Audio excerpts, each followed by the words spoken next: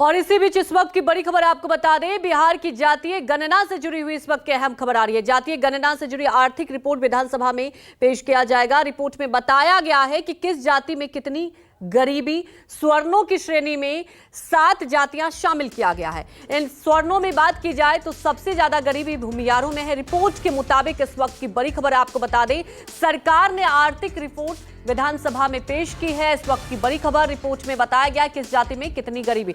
तमाम जानकारी के साथ पटना से हमारे सहयोगी सौरभ जुड़ चुके हैं। सौरभ, सबसे बड़ी बात है कि देखिए अब वो सर्वे भी आ गया है जिसका इंतजार था, और अगर स्वर्णों की बात की जाए, जो कैटेगरी किया गया है, सबसे ज्यादा गरीबी भूमियारों में है। आपको याद होगा जब सर्वे आया था तो हर तबके के लोगों ने विरोध किया था। अब जब रिपोर्ट पेश किया जाएगा तो क्या लगता है आपको, अब आगे विपक्ष का क्या रुख होगा?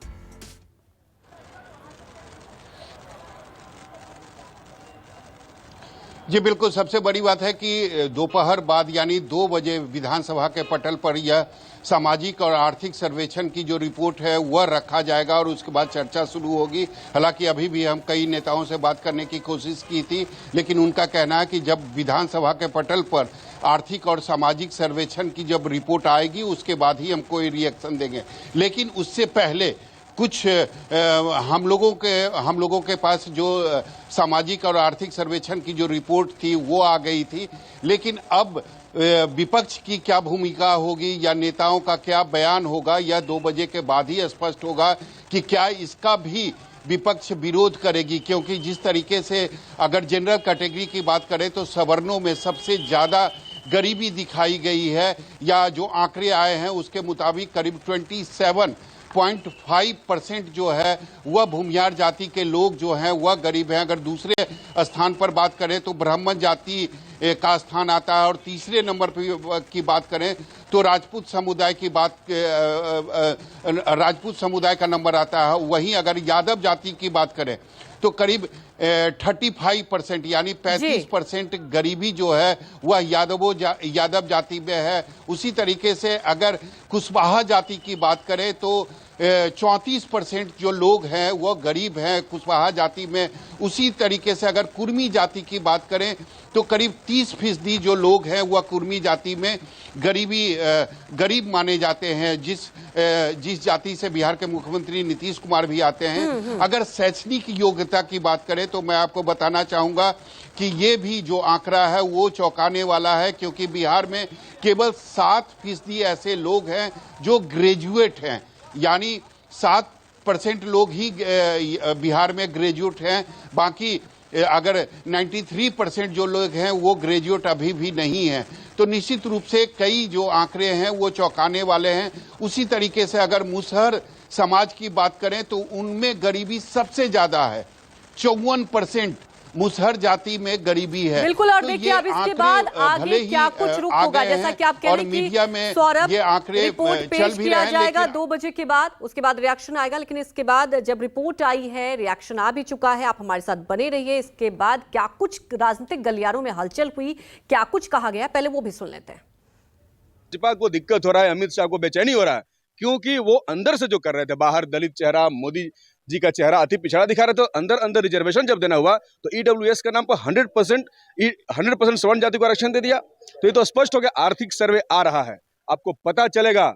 जातिगत जनगणना पर हंगामा करने वालों को आर्थिक सर्वेक्षण आने के बाद पता चलेगा कि कितनी जमीनों पर कितने लोगों का कब्जा है और कितने संसाधनों पर कितना कब्जा है। निश्चित तौर पर देखिए, एनडीए सरकार ने एक महत्वपूर्ण निर्णय लिया था और माननीय प्रधानमंत्री जी से भी सर्वदलीय प्रतिनिधिमंडल जिसमें भारतीय जनता पार्टी भी थी, जातीय गणना के संबंध में प्रधानमंत्री जी से विमर्श किया था, और कैबिनेट में हम सबों ने पारित भी किया था कि पूरे बिहार में जातीय सर्वेक्षण हो और उस आधार पर उनकी जो आर्थिक और सामाजिक हालात है उसको बदलने के लिए हम सब पहल करें, और वह प्रतिवेदन आज पेश होने जा रहा है, उस पर विमर्श होगा। देखिए, इस ऐतिहासिक दिन में जिसके लिए बड़ी कोशिशें हुई, माननीय मुख्यमंत्री जी, उप मुख्यमंत्री जी, और ये सिलसिला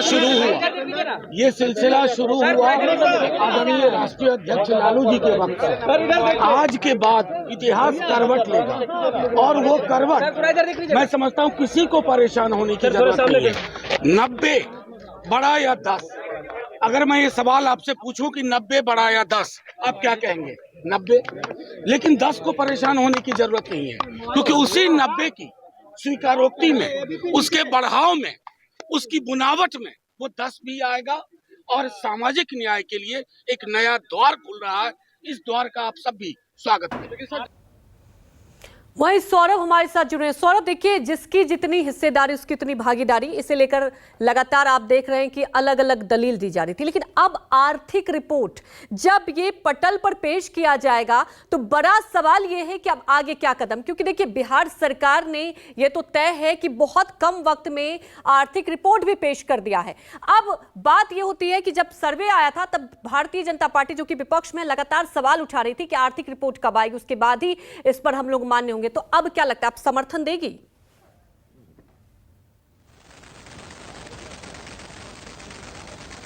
जी बिल्कुल नहीं। विपक्ष का जो रुख रहा है अभी तक उसे स्पष्ट है कि आगे भी जो आंकड़े हैं उसको विपक्ष जरूर झुठलाएगी, क्योंकि शुरू से जो जाति आधारित गणना के जो आंकड़े आए हैं, विपक्ष का कहना है कि ये आंकड़े में फेरबदल की गई है और कुछ जातियों की संख्या जो है वह जानबूझकर बढ़ाई गई है। तो निश्चित तौर पर अगर सामाजिक और आर्थिक सर्वेक्षण की रिपोर्ट की भी अगर बात करें तो विपक्ष का यही रुख रहने वाला है, क्योंकि ऐसा नहीं हो सकता है कि अगर आप एक रिपोर्ट को सही कहते हैं तो दूसरे रिपोर्ट को आप गलत नहीं कह सकते। तो निश्चित तौर पर विपक्ष का जो रुख है वह बिल्कुल पहले से ही स्पष्ट है। अगर जाति आधारित गणना के रिपोर्ट को वो लोग झुठला रही है, गलत कह रही है, तो सामाजिक और आर्थिक सर्वेक्षण की जो रिपोर्ट है उसको भी वो लोग जरूर झुठलाएंगे। अब देखना यह होगा कि इसके पीछे वो तर्क क्या देते हैं।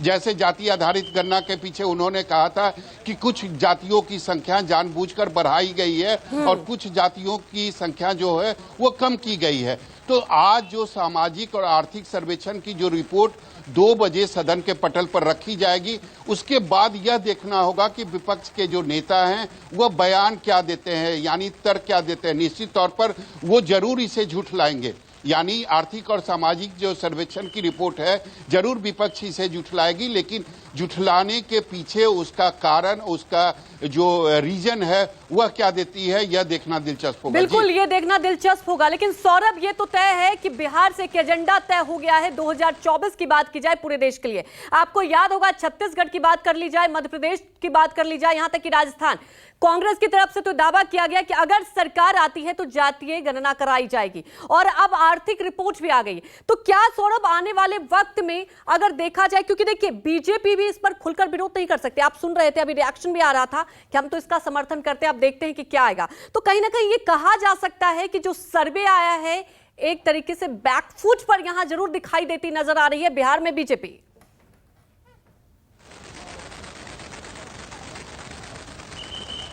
जी बिल्कुल। अगर पूरे आप जाति आधारित गणना की जब से आंकड़े जारी किए गए हैं महागठबंधन की सरकार के तरफ से, उसी समय से अगर आप देखेंगे तो बीजेपी बैकफुट पर नजर आ रही है। लगातार वो कह रही है कि जो आंकड़े हैं वह गलत हैं, क्योंकि इसमें कुछ खास समुदाय, कुछ खास जाति के लोगों को बढ़ाकर दिखाया गया है। दूसरी तरफ जरूर महागठबंधन का यह मास्टर स्ट्रोक 2024 के लोकसभा चुनाव के पहले माना जा रहा है, और आज इसकी चर्चा पूरे देश भर में हो रही है।